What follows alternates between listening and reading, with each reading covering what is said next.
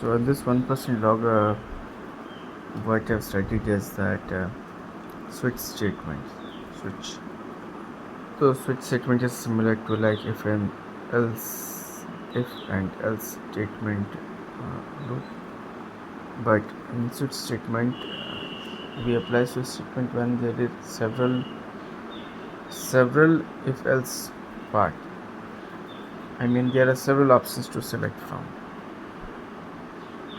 Like I want a particular day from if this day then that happen, if this then that, and so like this there are different. For example, in for 30 days in a month, if I want on 21st, what is this? 21st is my birthday. What is 30th? So 30th is some anniversary. What is 4th? 4th is a basketball tournament. So this kind of thing. So for writing these many kind of large number of cases, we use the switch statement. So the syntax is a bit different in the switch statement. So I have to practice on that first. So switch statement, we write case is there, and if we put one case, then I think we will not, and then we will print something, and then we will put break. What does break do is break stops this part.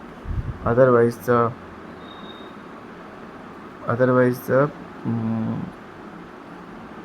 what we say, otherwise the JavaScript goes to the next part. I mean the coding follows this options also. So we stop this, and there is one default option at the last. So in this default option there is like one statement which is already present. So this will happen if nothing else happens, this kind of thing. So the exact way of writing is like let's say I put a variable, and this here it is color, and switch statement is there. Switch statement, I write something, this color, and then put a bracket and close it at the last after the default also.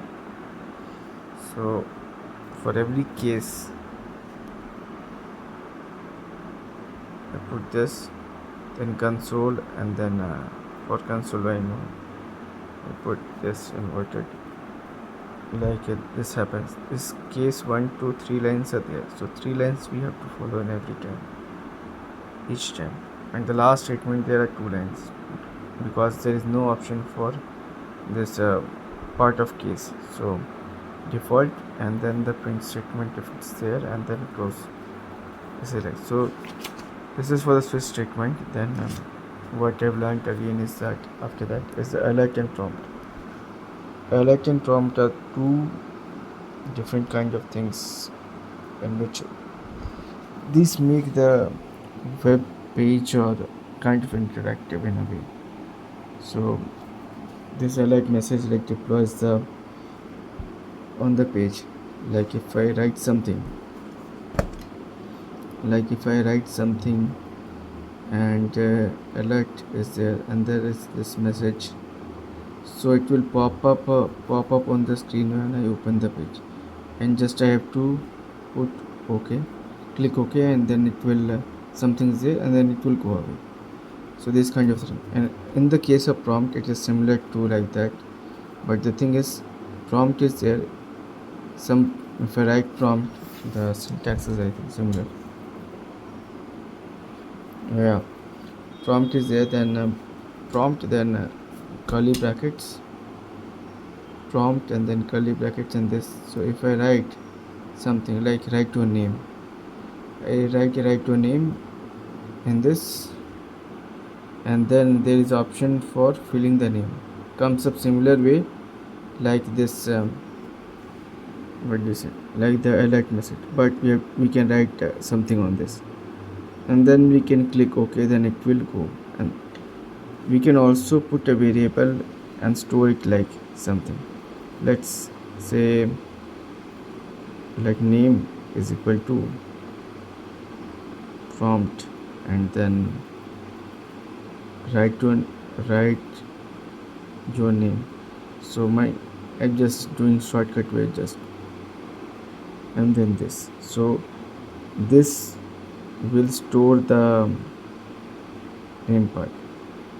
So we can plug and play with this thing. Like I can give two prompts, a single prompt, like yeah, I can put this part, then I will store the name, and then I will put an alert option after that. I can put an alert option after that it will print the prompt only, like welcome and your name, welcome your name, kind of this. Okay. Mm,